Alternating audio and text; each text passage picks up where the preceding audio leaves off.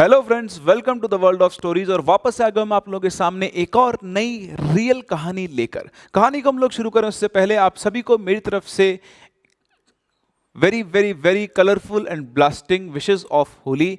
होली खेलें, जम के खेलें। 2 साल से कोविड ने खेलने नहीं दी, तो अब आप होली जमकर खेलें, लेकिन अपना ध्यान रखें, अपने घर वालों का ध्यान रखें और थोड़ा बाहर वालों का भी ध्यान जरूर रखें।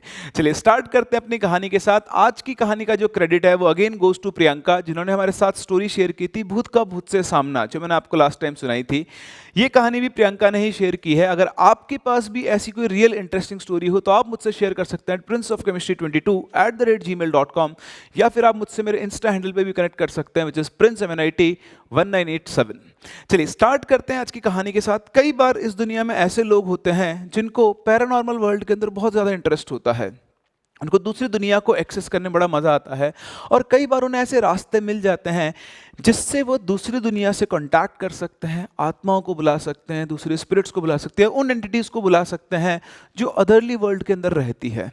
लेकिन इस चीज़ का नुकसान कई बार उन्हें खुद डायरेक्टली उठाना पड़ता है, या उनके साथ जो लोग इन्वॉल्व थे उनको इस चीज़ का नुकसान उठाना पड़ जाता है। तो ऐसा ही कुछ हुआ हमारी आज की कहानी में। आज की कहानी के जो हमारे कैरेक्टर्स हैं, पहले मैं आपको उनसे मिलवाता हूं, फिर हम लोग देखेंगे क्या हुआ था यहाँ पर। तो इस स्टोरी को लास्ट तक जरूर देखें, आपके लिए इंस्पायरिंग स्टोरी है और आपको इससे बहुत कुछ सीखने को भी मिलेगा। तो ये स्टार्ट करते हैं अपने कैरेक्टर्स के साथ। जो सबसे पहला कैरेक्टर है वो है मरियम और तारा। मरियम एक्चुअली प्रियंका की ही दोस्त है, जो कि रिसेंटली दुबई से इंडिया शिफ्ट हुई। दुबई में जब मरियम रहती थी तो उसकी एक और फ्रेंड थी, जो वहाँ उसकी फ्रेंड थी वो थी तारा। वो भी कुछ टाइम के बाद मतलब इंडिया शिफ्ट हुई है, और मरियम तारा से मिलने उसके घर पे जाती है। तारा एक्चुअली दुबई में अपने मम्मी, पापा, भाई, दादा और अपनी 2 फूफो आई होप आप सभी लोग जानते होंगे, जो तारा के फादर की 2 सिस्टर्स थी, उनके साथ रहा करती थी दुबई में। एक का नाम था मायरा और एक का नाम था सोफिया। तो मायरा और सोफिया दोनों तारा की बुआ थी, बेसिकली फूफो बोलते हैं जिनको। तो इन्हीं की एक फ्रेंड थी जिसका नाम था वालिया। वालिया जो थी वो इनकी बहुत क्लोज फ्रेंड थी, पास के ही घर में रहा करती थी, और ये इतने क्लोज फ्रेंड थे कि मोस्टली या तो वालिया इनके घर सो जाया करती थी या ये लोग वालिया के घर सो जाया करते थे। तो बहुत क्लोज रिलेशन थे फैमिलीज के अंदर भी। लेकिन वालिया जो थी, वालिया को इंटरेस्ट था पैरानॉर्मल के अंदर। हाँ, वालिया को पैरानॉर्मल चीज़ें बहुत ज़्यादा अट्रैक्ट किया करती थी।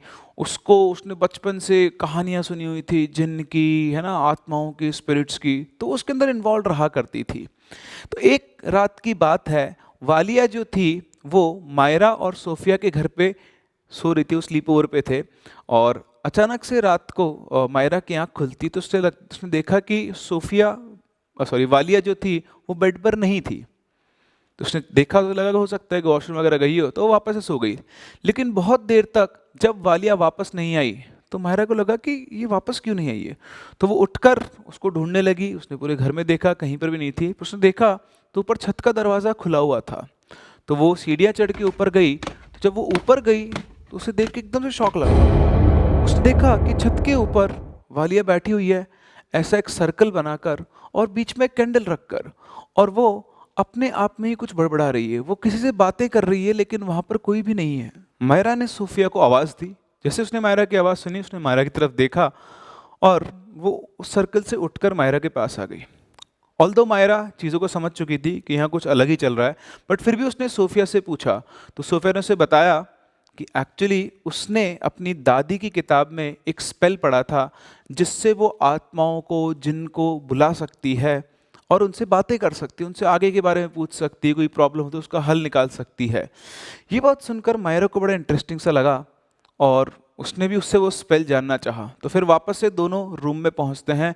रूम में पहुंचने के बाद मायरा, वालिया और सोफिया, तो सोफिया को भी चीज़ बताती है कि उसने वालिया को ये सब करते देखा। तो वालिया उसको बताती है कि ये बहुत इंटरेस्टिंग होता है, और इस तरह से मेरे पास एक स्पेल है जो मैंने अपनी दादी की पुरानी किसी किताब से ढूंढ के निकाला है, और इस स्पेल से हम लोग आत्माओं को या फिर जिन्नों को अपने पास बुला सकते हैं।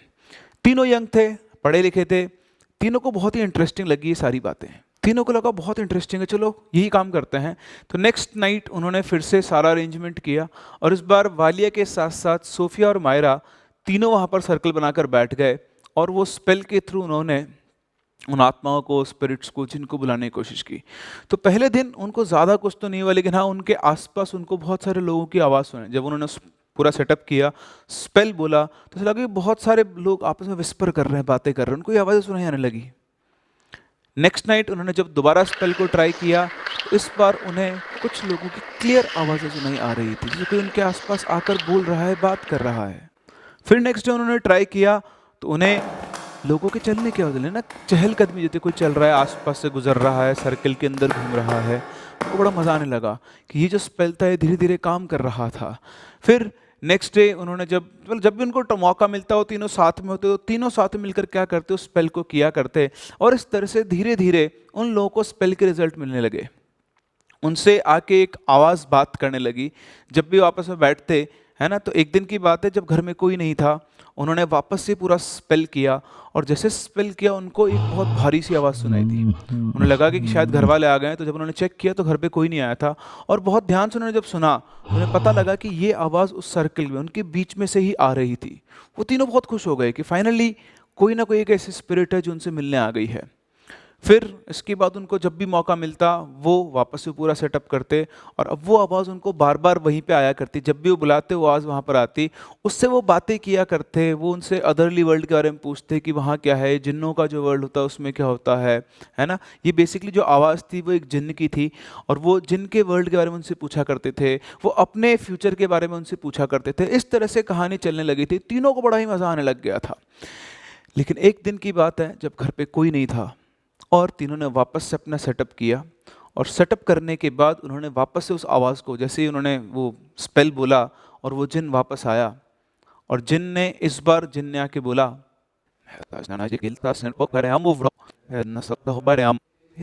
कि उसे मायरा बहुत पसंद है और वो मायरा को अपने साथ लेके जाना चाहता है। ये सुनते ही तीनों बुरी तरह से घबरा गई। मायरा को बड़ा अजीब सा लगा, उसने फटाफट से वो कैंडल बुझाई, सारी कैंडल्स को ऑफ किया और वहाँ से चली गई। मायरा का दिमाग खराब हो चुका था, वो बहुत घबरा गई थी आज जो इंसिडेंट हुआ उसके साथ। लेकिन उसे लगा, मतलब लगता तो है ना, अगर आपके साथ ऐसा हो तो उसे लगा कि पता नहीं क्या है। फिर उसके बाद कुछ दिनों तक उन्हें कोई मतलब कुछ भी फील नहीं हुआ। लेकिन थोड़े दिनों के बाद मायरा को वही आवाज़ सुनाई देने लगी। मायरा को सोते वक्त उसके सपने में एक आदमी आता था और वो उसे अपने अपने साथ चलने को कहता था। मायरा उस टाइम पर सोफिया के साथ सोया करती थी, और रात को मायरा को अचानक से ऐसा फील होता था कि कोई उसका गला दबा रहा है। वो कोशिश करती थी, सोफिया उसको देखती थी, सोफिया भी डिस्क्राइब करती थी कि वो रात में किसी से लड़ने की कोशिश कर रही है, वो कुछ बोल रही है और वो किसी से लड़ने की कोशिश कर रही है। उसको लगा कि ये स्लीप पैरालिसिस होगा, बिल्कुल। लेकिन जब मायरा उठती थी तो उसके कंधे पर स्क्रैचेस के निशान होते थे, गले पर ब्रूजेस होते थे, जैसे कोई उसका गला दबाने की कोशिश कर रहा हो। उन लोगों को समझ में आ रहा था कि किससे हेल्प ली जाए। उनको ये तो समझ में आ गया था कि ये सब क्यों हो रहा है, लेकिन ये सब वो अपने घर वालों को नहीं बता सकते थे। इसलिए क्योंकि अगर वो बता देंगे कि उन्होंने ये सब किया तो घर वाले उनको डांटेंगे, तो घर वालों के डर से उन्होंने ये चीज़ उनको नहीं बताई। चीज़ें ऐसे ही बढ़ती रही। मायरा पूरी पूरी रात सो नहीं पाती थी। जब भी वो सोने की कोशिश करती, कोई आता और उसका गला दबाने की कोशिश करता। और फिर एक दिन आया जब मायरा की डेथ हो गई।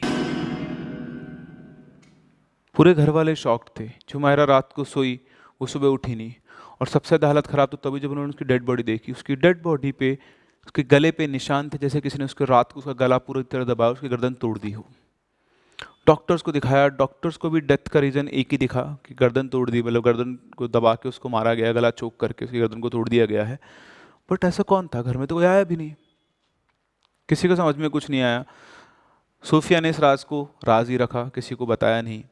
लेकिन अब मायरा की डेथ के बाद चीज़ें और बढ़ने लगी कि जो मम्मी थी, और तारा की जो मम्मी थी, वो जब किचन में काम कर रही होती तो उन्हें लगता था कि उनके आसपास खड़ा है। उनको आहट होती थी, ऐसा लगता था जस्ट पीछे उनके कोई खड़ा है। जब वो घूम के देखती तो वहाँ पर कोई नहीं होता था। रात को जब वो लोग सोते थे तो किसी की एकदम से रोने की आवाज़, फिर एकदम से किसी के हंसने की आवाज़ आती थी ना, चीखों की आवाज़ आने लग जाती थी। ऐसा लगता था कि छत के ऊपर कोई बहुत तेज़ भाग रहा है। लेकिन जब छत के ऊपर जाकर देखते थे तो वहाँ पर कोई भी नहीं होता था। तारा की मम्मी को ये सब समझ में नहीं आ रहा था कि सब क्या हो रहा है। तो उन्होंने अपने एक जानकार मौलवी को घर पे बुलाया। मौलवी साहब जब घर पे आए तो घर में घुसने के बाद उन्होंने, है ना, उनके पास अपनी ताकत या शक्ति होगी, तो घर में घुसते ही उनको एक प्रेजेंस फील हुई। मौलवी साहब को ये पता नहीं था कि इनकी एक और बेटी थी मायरा, जिसकी डेथ हो गई है, मैं आपको पहले ही बता दूं। तो मौलवी साहब जब घर में आए, उनको प्रेजेंस फील हुई, तो उन्होंने थोड़ा अपना आंखें वाँखें बंद की, जो भी वो मंत्र पढ़ते हैं, जो भी कुछ करते हैं, उससे उन्होंने पता किया और उन्होंने बोला उनकी मम्मी से कि आपके घर में तो किसी ने जिन्न को बुलाने का इल्म किया है। सब लोग शॉक्ड रह गए, हमारे घर में जिन्न को बुलाने का इल्म? बोलते हाँ, आपके घर में किसी ने जिन्न को बुलाने का इल्म किया है और उसको करते टाइम कुछ गड़बड़ हो गई, और ये जो जिन्न जो है ये आपके घर में कैद हो गया है, और ये बहुत ही खतरनाक है, ये बहुत ज़िद्दी है, और ये आपके घर में किसी न किसी की जान लेकर रहेगा। तो उन्होंने बताया ये तो जान लेकर रहेगा मतलब? बोले हाँ। तो फिर वो बताते हैं कि हाँ, हमारी एक बेटी थी जिसकी कुछ ही दिनों पहले डेथ हुई है, और उसकी डेथ का कोई कारण नहीं। तो उन्होंने बोला कि तो ये हो चुका है, उस लड़की की जान इसी जिन्न ने ली है, और अभी भी ये आपके घर में ही है, और ये आप लोगों के पीछे पड़ा हुआ है, ये इस घर को छोड़ेगा नहीं, है ना, बहुत मुश्किल है इसका छोड़ना। तो लोग डर गए, तो उसकी मम्मी डर गई, पर उसके जो पापा थे, तारा के जो पापा थे, वो इन चीज़ों पर विश्वास नहीं करते थे। तो उनको ये सब सुन के थोड़ा अजीब सा लगा। इधर सोफिया ने भी सारी बातें अपनी मम्मी को बताई, और ये बताया कि किस तरह से उन लोगों ने स्पेल किया था, और उसके बाद वो एक जिन्न आया था और वो दोबारा शायद उसी वजह से ही सब कुछ हुआ है। वो बहुत तेज़ रोने लगी, पर अब जो हो गया था उसको कौन बदल सकता था। उसकी मम्मी ने समझाया कि बेटा तुमको इससे पहले, मतलब जो सोफिया उसकी मम्मी की जो उसके फादर की सिस्टर थी, उनको कि तुमको ये सब नहीं करना चाहिए था, ये सब ने क्या कर दिया। वो ये डांटा भी सब कुछ है, पर अब कोई क्या बदल सकता है। खैर, उसके फादर बहुत पढ़े लिखे थे, इसलिए उन सब चीज़ों के ऊपर विश्वास नहीं करते थे, तो उन्होंने चीज़ों को नेग्लेक्ट कर दिया जो मौलवी साहब बोल के गए। इसके बाद चीज़ें और बिगड़ने लगी। जो तारा के दादाजी थे, उनकी तबीयत अचानक से ख़राब होने लगी। उनको कफ करते करते उसके कफ में से ब्लड आने लगा। कभी एकदम से उनका शरीर ठंडा पड़ जाता, कभी एकदम से उनको हाई फीवर हो जाता। इधर तारा को फिट्स की प्रॉब्लम हो गई। तारा को बार बार फिट्स आने लगे और उनकी फ्रीक्वेंसी बढ़ने लगी। एक दिन तारा की मम्मी किचन के अंदर काम कर रही थी, सिर्फ वो काम कर रही थी, उन्होंने गैस भी नहीं जला रखा था, लेकिन अचानक से उनके दुपट्टे में आग लग गई, जैसे किसी ने इंटेंशनली उनके दुपट्टे में आग लगा दी हो। नेगेटिव चीज़ें ऐसे ही ओवरकम करती हैं, धीरे धीरे धीरे धीरे वो आपको डायरेक्टली किल नहीं करती हैं, लेकिन वो आपको इतना परेशान कर देती है ना, आपकी ज़िंदगी में इतनी नेगेटिविटी ले आती है। इसलिए भी आपको इन चीज़ों को ट्राई नहीं करना चाहिए। तो जब वो किचन में काम कर रही थी, अचानक से उनके दुपट्टे में आग लग गई। उनको कुछ भी समझ नहीं आया कि ये सब क्या हुआ है। वो इन चीज़ों से परेशान हो चुकी थी, और क्योंकि वो थोड़ा रिलीजियस ज़्यादा थी तो इन चीज़ों को समझ पा रही थी। एक दिन की बात है, जब वो नमाज़ पढ़ने गई अपने रूम में, तो जो नमाज़ पढ़ने वाली जो उनकी मैट थी, उस मैट के आसपास ब्लड के कुछ ड्रॉप्स गिरे हुए थे। उन्हें समझ में नहीं आया कि घर में ब्लड के ड्रॉप्स कैसे हैं। पहले उन्हें लगा कि ये कुछ शायद पेंट या कलर है, पर घर में कोई बच्चा नहीं था जो पेंट या कलर गिरा है। उन्होंने जब पास में जाकर उसको ध्यान से ऑब्जर्व किया, तो वाकई में वो खून की बूंदें थी। जनरली जैसे ही हम लोगों से दिखता था, हम उसको साफ़ करने की कोशिश करते हैं, बट क्योंकि उनको पता था कि आपको ऐसी चीज़ें डायरेक्ट हाथ नहीं लगाना चाहिए, घर में पहले ही बहुत सारी चीज़ें चल रही थी, तो उन्होंने कुरान की कुछ आयतें, सूरतें पढ़ी, और उसको पढ़ने के बाद उन्होंने ब्लड ड्रॉप्स को साफ़ करना शुरू किया। जब उन ब्लड ड्रॉप्स को साफ़ करी थी, तभी अचानक से उनकी मेड आती है और बोलती है कि गेट पर कोई आया है। वो चीज़ों को ऐसा कैसा छोड़ के वहाँ से चली गई। मेड बेचारी ना समझ वो वहाँ आई, उसने देखा कि जो आपकी मीम साहब है वो ब्लड साफ़ कर रही हैं, तो उसने आओ देखा ना ताओ पोंछा लगाना शुरू कर दिया। उसकी मम्मी इस चीज़ को, तारा की मदर इस चीज़ को बताना भूल गई थी उस मेड को कि इनको ऐसे साफ मत करना, छोड़ देना, मैं कर दूंगी आके। पर जब वो वापस आई तो उन्होंने देखा कि वो जो मेड थी वो फ्लोर के ऊपर बेहोश पड़ी हुई है।